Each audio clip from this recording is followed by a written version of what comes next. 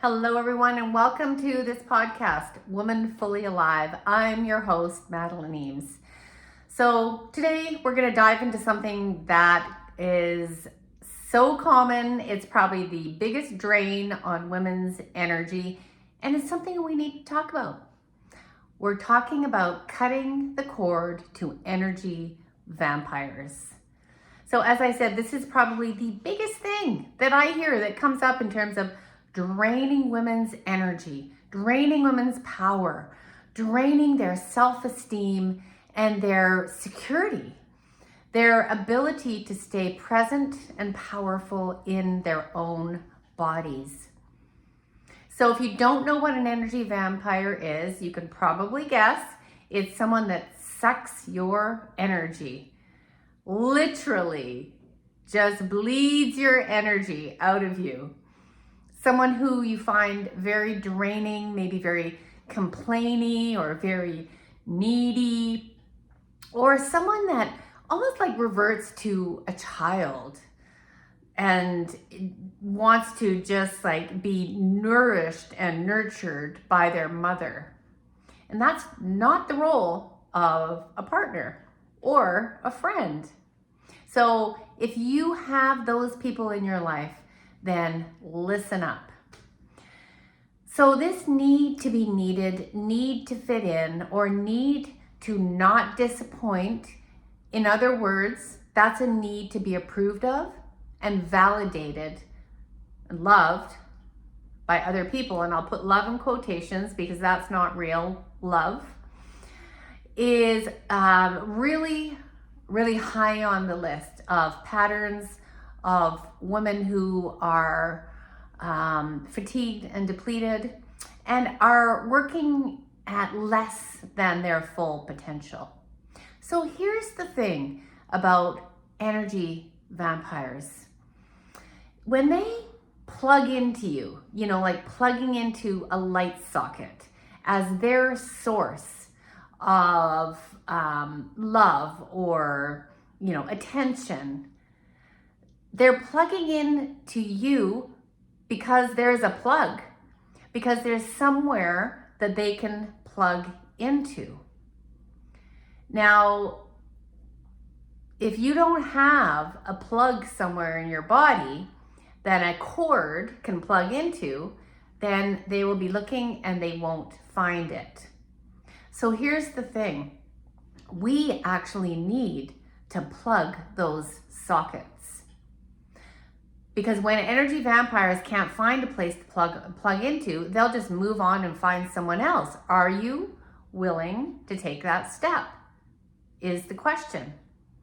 Are you actually willing to plug your own sockets so that nobody else can plug into them?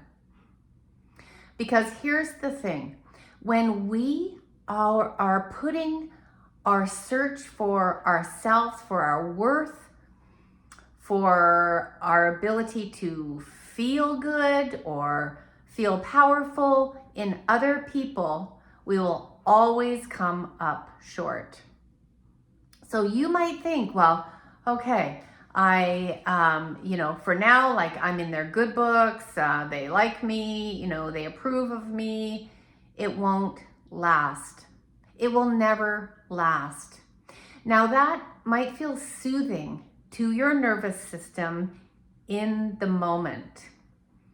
But when it's based on someone or something external to you, you are looking outside of yourself for what you are fully capable now as an adult of giving to yourself.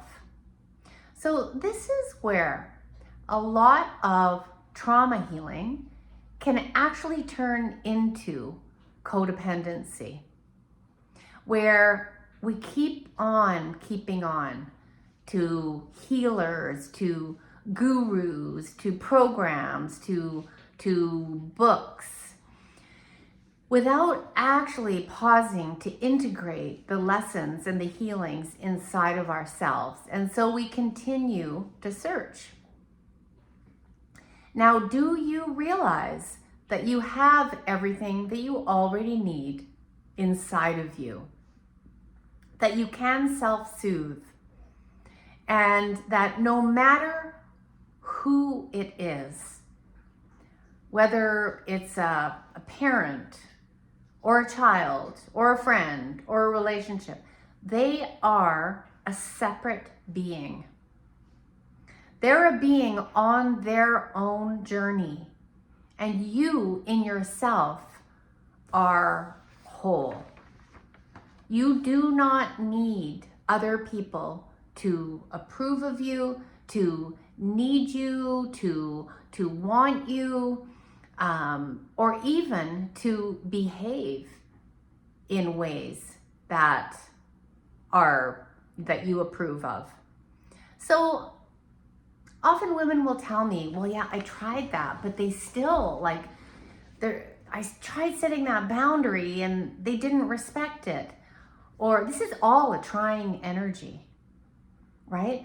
Or I stated my needs and they didn't listen to me. Well, you're going to keep on stating your needs till the cows come home. And then 10 years later, you're still saying they didn't listen to me. They didn't listen to me. They're not respecting me. We have to withdraw from all of that dependency, all of that dependent energy, and become a fully empowered and sovereign woman on your own, who's here to love in a very, very big way, but is no longer willing to put up with the temper tantrums, the pouting, or the dismissiveness of other people. Now, when I say no longer willing to put up with it, I don't mean that person needs to change their behavior. What I'm talking about is that you are no longer tied to needing that. Okay, now this is super powerful, to become so full of yourself that what other people are doing, it's really other people's business. So even your children are not an extension of you. When they come out of you and that cord is cut, and they are now their own separate being, here to travel their own journey. Now, of course, you're going to keep them safe and do all of those things, but they're not a reflection of you at all. So they may be very different than you. Great. They may think very differently than you. Well, great. So we develop cords to people when we feel like something is missing within ourselves. That's how we get stuck in these energy vampire traps.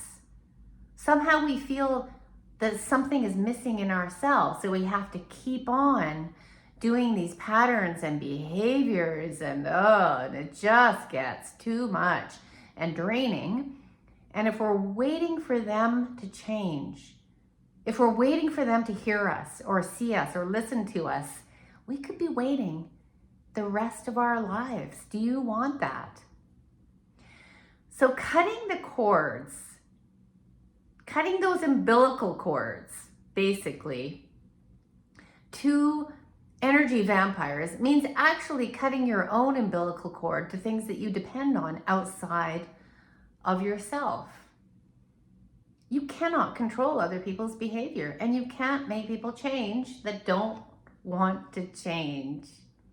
Now, I know that through 40 years of sitting with couples and people who are just simply frustrated by other people's behavior. And they've tried to get them to change, and they've tried to talk to them in all the ways. But think about what a waste of your energy that is. Okay? What if you could draw back that energy into yourself and become so full of yourself that there is no room for a plug? And there they are doing their needy thing again. And there they are having their temper tantrum again. But you're so full of you that you don't feel the need to bend to it. So you have when you feel like something's missing in yourself, you start to look outside of yourself for the answer. And you start to look outside of yourself for a way to soothe yourself. But there is no amount of alcohol or drugs or Netflix or even approval or validation or sex or anything that has the ability to soothe you as you need to be soothed in your own nervous system. It will always, always come up short. So the sooner we can unravel this and come back to ourselves, the better off we're going to be. When you find yourself stuck in that pattern again, it is a habit. That's a habit. Bring your hand to your heart and know that inside your own heart is everything you could ever want and need and more. Everything. So that you no longer have to worry about fitting in or being approved of, or will people like me, or do I have to cater to that person? So when you find yourself in those patterns, hand on heart, it's just a habit, and come back to your heart. It's just a habit. Come back to your own heart, because I see too many women wallowing around in hurty feelings, I'll be honest. And I don't say that because I don't understand. I understand, the impact of trauma and healing. I really do.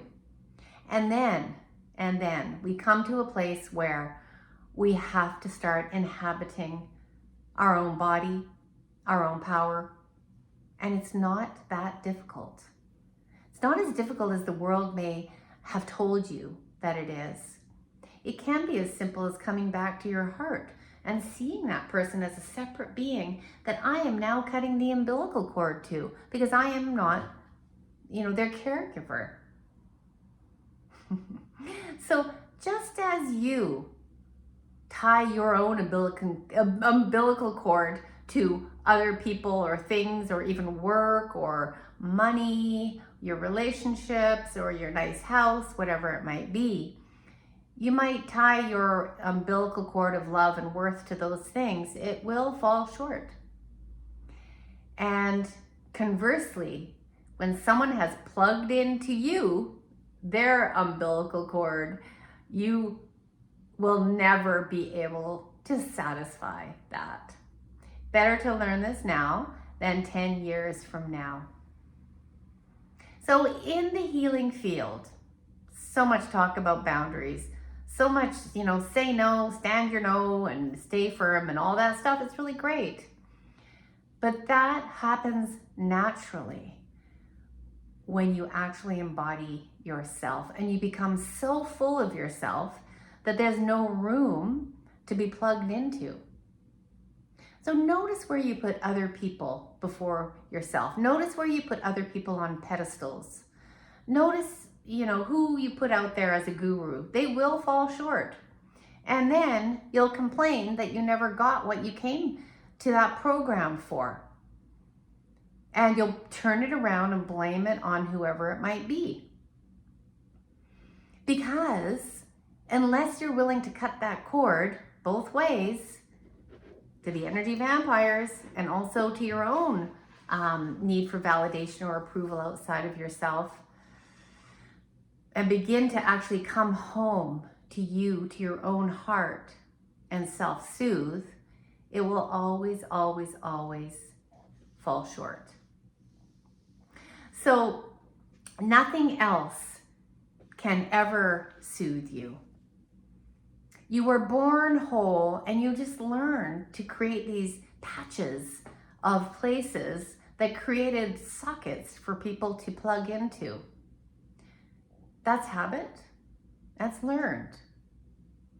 So stop trying to make up for a deficiency that you don't have. Stop believing that you're less than able to be full of you, full of your own aliveness, full of your own awakeness, and see what that starts to feel like as you just unplug from you needing the outside world to validate you, or to fit in, or to get approval or love from someone else. And conversely, unplug those people who need to be coming to you for your time, your attention, and neediness, where there's not an exchange that is satisfying to you. Now, I'm a therapist, and so there is a transaction there that has to be satisfying on both sides for it to truly work. And the same goes within your life. And it doesn't mean that we don't give where we want to, right? But that's because we love to and we want to and it feels good to us. Being drained and sucked dry by an energy vampire does not feel good to us, right? So start plugging up those sockets, because you've got to stop blaming other people if you really want your power back. Because people will plug into you and maybe they'll do it once and you'll go, whoa, okay, I really got taken that time. But then you're quickly going to plug it up so that there is no socket to plug into. This is really, really at the core of the lioness, goddess embodied in you. You know, the one who is strong and embodies a powerful energy of fierce love. And you know those people. Maybe you know those people in your life that you can just feel it. They don't even have to say anything, and you know you're not going to be plugging into them. So if this does sound like you, it's a core part of my program, Lioness Rising. It really is that other half of our nervous system that we don't get through trauma healing, through all that work that you've done through your life to get you to this point. It's the next step. It's the next step of energy, of power, of healthy aggression, healthy competition that a human nervous system naturally evolves into. So if you imagine embodying as a lioness and somewhere inside of you something gets ignited, I invite you to join me. Don't hesitate. Your life is going by and you cannot be a socket for someone else to plug into and drain your light. You are here to shine so brightly that nobody thinks about dimming you. They just want to be near you because that kind of light is magnetic and magnetizing. And it is a necessary step. It is a necessary step if you want to create wealth, if you want to expand and create healthy, loving relationships. So let's plug those sockets and start to embody the lioness that's already inside of you, and she just needs to be activated. Join me, Lioness Rising. It's going to be powerful and your life will change.